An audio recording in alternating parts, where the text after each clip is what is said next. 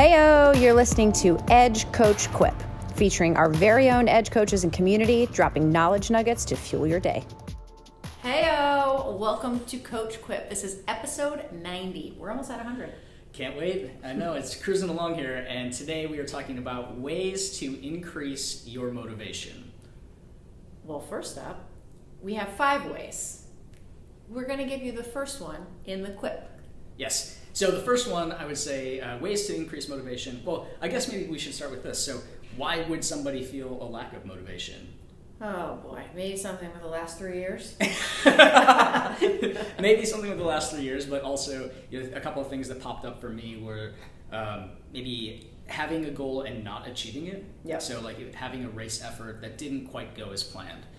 For some people, that might flip them into being really motivated to accomplish their next goal. Redemption. Yes. And then on the flip side of that, it can be just total defeat. And so we might feel stagnant or stuck after an incident like that.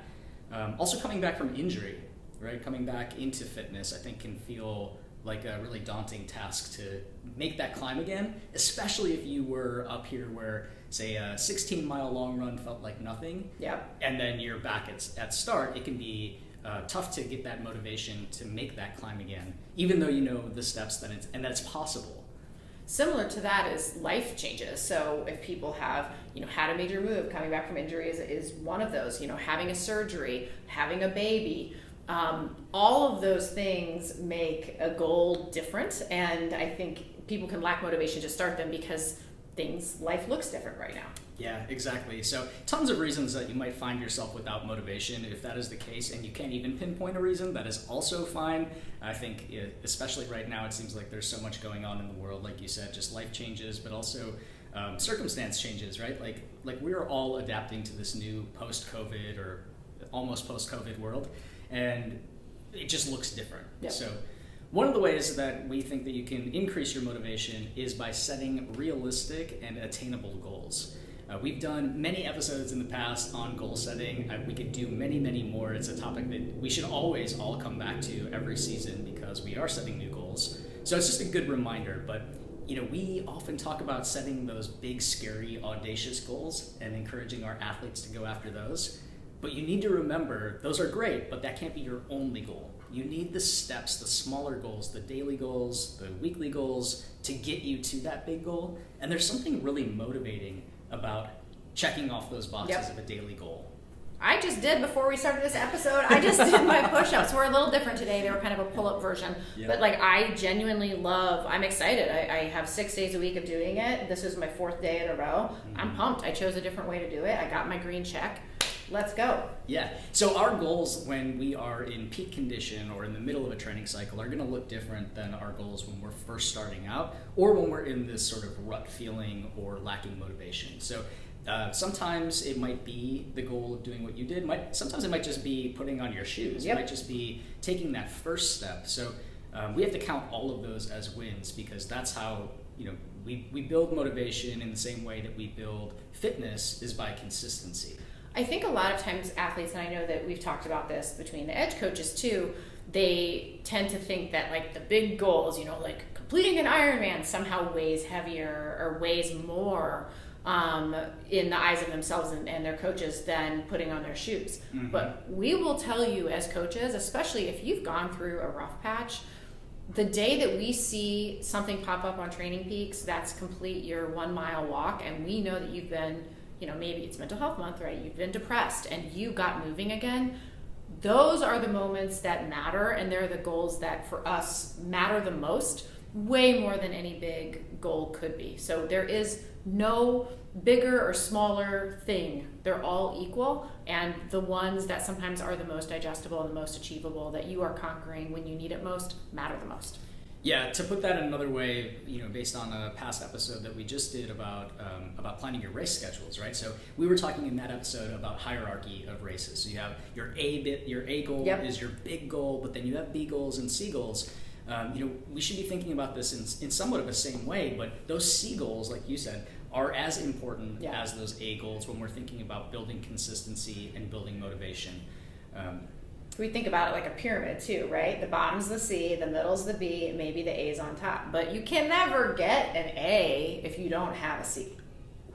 right? There's no way to build on top. You got to get the foundation. That's a clip right there. That's Done. We're done. Wonderful. Yes. So, and I love that analogy of the pyramid, right? Because we have to have that foundation, and the foundation is the daily steps that you take. It's the stacking bricks, right? So I love that analogy. We have 4 more ways to increase motivation in the bonus miles. But for now, if you are just sticking around for the Quip, make sure that you are setting realistic and attainable goals. If you need help with goal setting, go back into our archive. We've done a couple of episodes in the past about setting SMART goals and achievable goals. And we can't wait to cheer you on when we see you checking those boxes. Make it go green.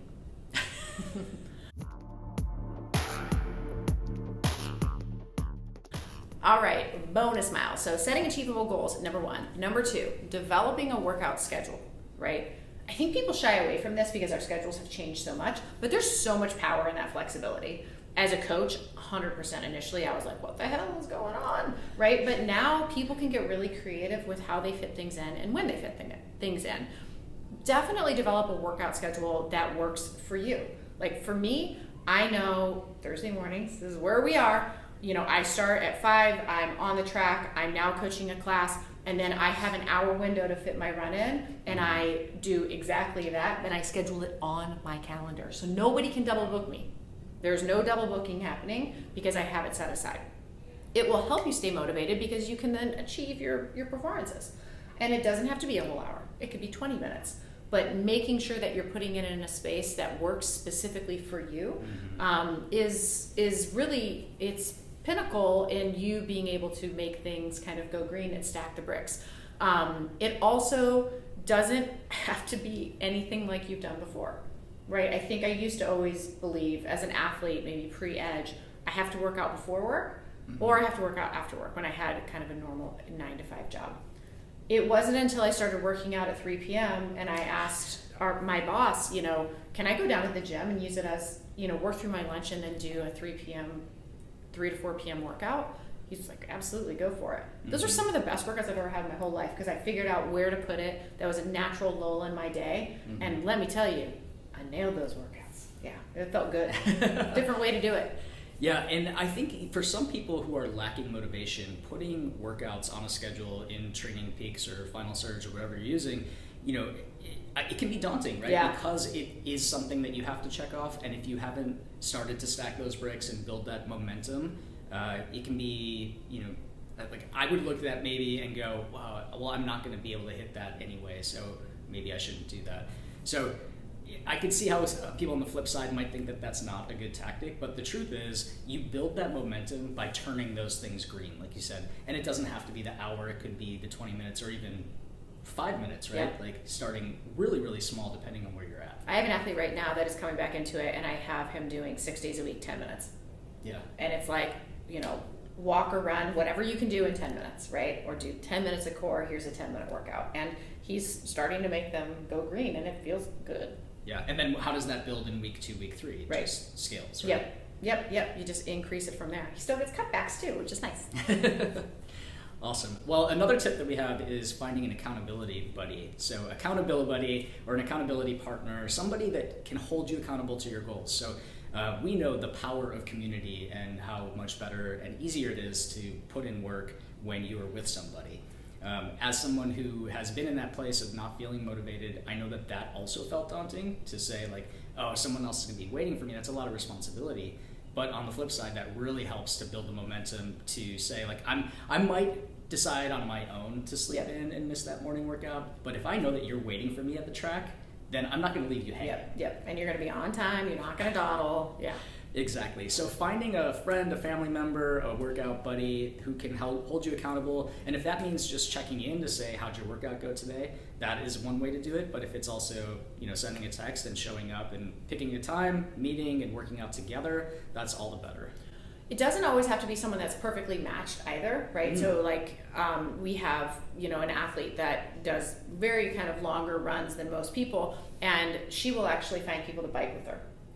And that's really fun because somebody gets to support their teammate, right? But they're not burning out their legs. And then she gets the support of having not only like someone around, but she now has them carrying boom boxes and, you know, all types of things. So it doesn't always have to be like you're my exact pace and we're going out together. It can just be we're showing up and we're both moving, but in different ways. The same holds true for strength class. Let me tell you. Oh, yeah. If I am a cardio whore, if I had a choice, I would always go for a run. Ask me what I've done today. I've run twice and I've done, 30 pull-ups. Come on. But if I really truly want to show up to strength, I will get someone to do it with me, or I will register myself in a class. And, I have to report to this one if I don't come. And that is built in because it is building that accountability of like, no, I'm showing up. You see me, my name's on the list. And it is a way to actually make it happen. Adults, period. We will always find the easiest possible route, and we'll make it so that we don't do work. We try to make it so easy, right? But building in that accountability really tamps down that proclivity, and it's not being like dark or negative. We're all that way, and having that accountability partner helps kind of circumvent that and build us back up. Yeah, the path of least resistance doesn't really help on your fitness journey usually. So yeah. You have to have some resistance in terms of your training. So that's pretty funny. I love that. The path of least resistance does not pertain to your fitness journey. No. All right, number 4, changing up your routine. Don't get bored doing the same thing all the time. I would get bored doing that too. If you had me go out and run 5 miles every day, every single time, the same pace, I would go bananas. So trying new exercises, trying new classes, trying to work out in different locations, it keeps it interesting and it keeps you motivated. At one point, right, I've been doing these daily push-ups forever. I wouldn't say I was getting burned out. It only takes me about a minute every day. But I realized that I could work it into my turning around point in a run. So I could run 2.5 miles out. And before I knew it, I was doing push-ups in some pretty cool places. And it was fun for me, not only to like figure out where I could fit them in, but then also how I could incorporate it into like, oh yeah, I did those right along the water, right on the waterfront. A wave could have washed me away. That was exciting. But it helped kind of give that spark. Don't be afraid, again, to use the rigidity of what we used to do 3 years ago and what we do now. And it will keep things fresher. Yeah, and even switching up, I love the switching locations, switching the exercises. I think a lot of us get into that mindset of being like, I'm a runner, I run. Yep. But everybody's an athlete, right? And if you think of yourself more as an athlete than a runner or a cyclist, it opens you up to being able to dip and dabble in different things without like losing your identity. Yeah. And so, yes, you might be a runner, but and run road races, but going to trail is a totally different thing. Yep. And it's going to be fresh and exciting. Love going to trail. Cycling, hot yoga, like think rock climbing, things that you wouldn't think of as, especially like for triathletes, we have multiple sports, but it feels pretty rigid. Going to different things that are fitness related, even going for a long walk. I think switching it up that way can really help you get back into your schedule. Yeah, absolutely. And then last but not least, I like this one. Reward yourself. So treat yourself. Yes, celebrate your wins. I mean, as you build motivation, it is literally about just stacking those bricks, like we said. So checking it off, building that momentum. Like a snowball rolling down the hill. We want to be a full snowman by the time we hit the bottom, moving into your training. That analogy probably didn't work very well, but you kind of understand. Think about how a snowball grows as you roll it, right? Yeah. We're trying to build that motivation. So make sure that you are celebrating your wins at the end of, one thing that I do when I'm lacking motivation and just sort of in general as I celebrate whatever I'm doing is after I check that box on my training is remind myself that I keep my promises to myself. Yep. So that is like a personal mantra of my goals. If I set a goal, I want to accomplish that. I want to see it through. So even a 10-minute walk, if that's all I can squeeze in and I can check that box, I kept my promise to myself. I did something today to keep that momentum moving forward. One thing about celebrating those accomplishments is make sure that your reward doesn't contradict whatever your goal is. So if your goal is to gain fitness or change your body composition, maybe celebrating with a glass of wine every night or a baked good is probably not in line with what your goals are. That being said, there is a time and a place for going to Dairy Star and getting a big thing of ice cream. 100%. So I think we're saying go for it, just not letting that be the only thing you do. Exactly. But things like you had mentioned earlier, taking a bubble bath, right? Or getting a massage, or things that will help you that feel good, right? That keep you motivated to hit that benchmark again. I love that. I'm like, how else can we reward ourselves, right?